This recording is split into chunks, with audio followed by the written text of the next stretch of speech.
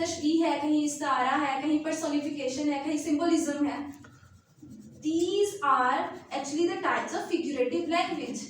तो ये सारी वो चीज़ें हैं, वो हालतें हैं, फिगर ऑफ स्पीच हैं जो कि उसको खूबसूरत बनाती हैं। एक राइटर अपनी कमांड दिखाता है, एक राइटर जो है उसको अट्रैक्टिव बनाता है through these figures of language. एक राइटर जो है अपनी बातों को इस अंदाज से बयान करता है कि देखने वाला अट्रैक्ट हो। कुछ लोग नॉवल रीड करने के बहुत आदी होते हैं। क्यों होते हैं? यही सारी बातें, यही सारी चीज़ें हैं जो उनको अट्रैक्ट करती हैं। और जो लिटरेचर पढ़ते हैं वो ज़िंदगी को या बहुत हर चीज़ में वो हर उनकी क्या सोचने का अंदाज तो और होता ही है, उनके अंदर ये चीज़ नज़र आती है कि ये लिटरेचर पढ़ते हैं और प्यार है इन्हें लिटरेचर से।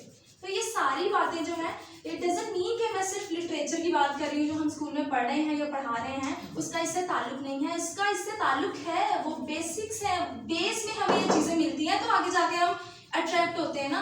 हम बस इसको मतलब रच जाती हैं ये चीज़ें हमारे अंदर, आहिस्ता आहिस्ता ही है। और हम अपने बच्चों को ये चीज़ें नहीं बताते हैं। क्यों नहीं बताते हैं?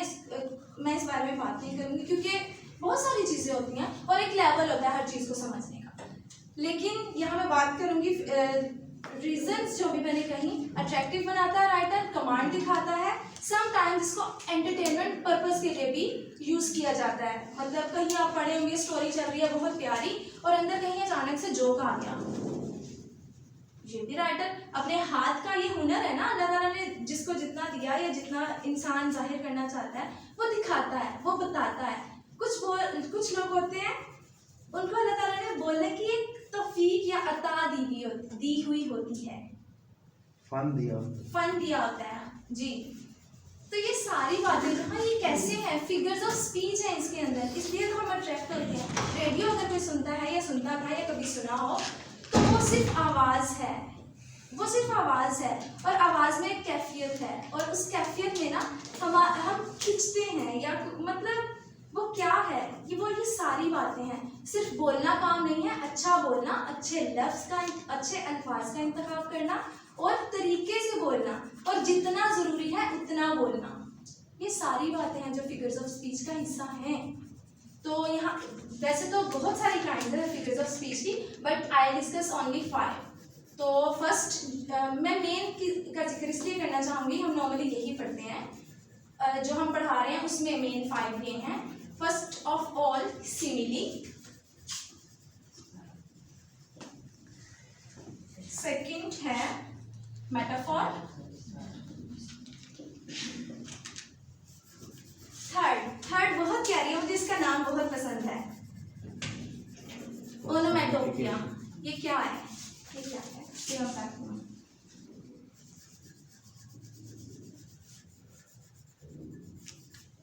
इसके स्पेलिंग ये हैं, बोलने में ओनोमेटोपिया है, ओनोमेटोपिया। ओके, फोर्थ है हमारे पास हाइपरबोल और फिफ्थ है पर्सोनिफिकेशन। ठीक है, सिमिल भी समटाइम्स बोला जाता है बट जो कॉमन है वो सिमिली है। तशबीह क्या है?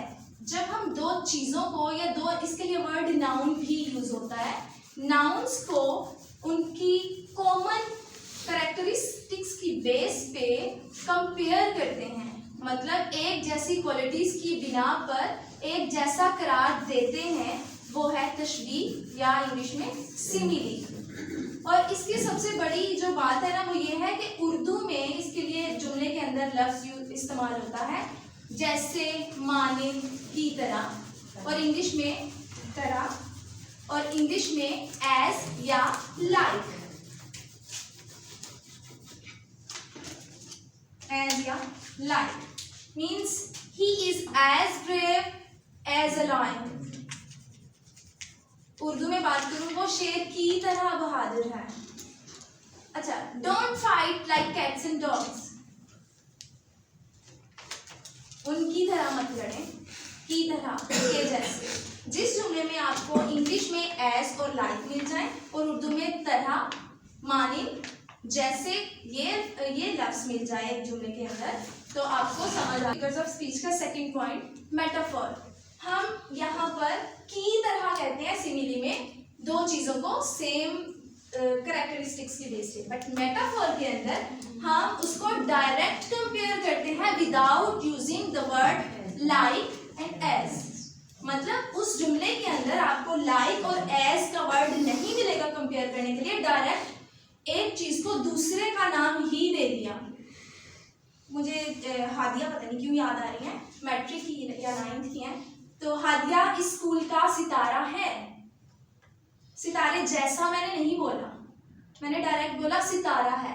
डायरेक्ट कंपैरिजन है किसी खूबी की बिना पर। तो जब आप डायरेक्ट कंपैरिजन करते हैं दो के दरमियान, that is actually metaphor. English में इसको इस्तारा बोलते हैं, सॉरी उर्दू में इसको इस्तारा बोलते हैं।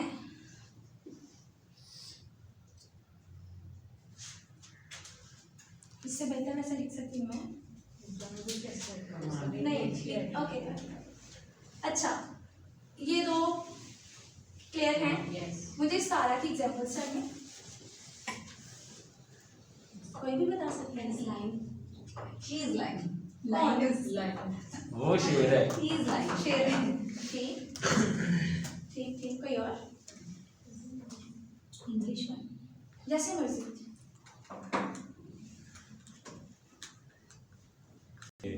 ठीक। मेरी बेटी परी की तरह खूबसूरत है। as wise as owl, मेरी बेटी ठीक ठीक ठीक। अच्छा, as busy as bee। ठीक। इन दो का अगर हम देखें तो ये क्लियर है, कोई मतलब ऐसी बात नहीं है। Third one is very very very interesting, onomatopoeia. Onomatopoeia को अगर मैं सही लफ्ज बोलूं, ये सूती वर्ड होता है। इसमें सोती या सूती? सोती, सोत आवाज से है, इसमें सोत। ठीक है, इसमें सोत है, उर्दू में इसको कहते हैं। और जब भी साउंड्स की बात की जाए, means onomatopoeia is actually totally related to the sounds. कोई भी आवाजें, आप कोई चैप्टर पढ़ा रहे हैं, पोएट्री है, कोई भी आवाज का जिक्र है, वो ओनोमेटोपिया कैटेगरी से बिलोंग करता है फिगर ऑफ स्पीच में। दिस वन, टिक टिक टिक टिक, छम छम, रोर, धारणा, बिलबिलाना, भिनभिनाना, ये सारी आवाजें हैं। ये ग्रामर के लिहाज से किस कैटेगरी से बिलोंग करते हैं? कौन सा फिगर ऑफ स्पीच है, कौन सी काइंड है? ओनोमेटोपिया। ठीक, इसकी एग्जांपल्स पता तो सबको। रिमझिम, और वो वर्ड्स जो चैप्टर के अंदर या पोएट्री में या कहीं भी पढ़ते हुए आवाजों का बताएं, आवाजों के बारे में जिक्र हो, जहां पर उन वर्ड्स को इंग्लिश में ओनोमेटोपिया कहा जाता है। फिगर्स ऑफ लैंग्वेज का एक हिस्सा ये है। Fourth one is hyperbole. Hyperbole बहुत इंपॉर्टेंट है, इसको समझना भी आसान है। हाइपरबोल का मतलब है मुबालिगा, मतलब बढ़ा चढ़ा के बात करना, औरतों की तरह बढ़ा चढ़ा के बात करना।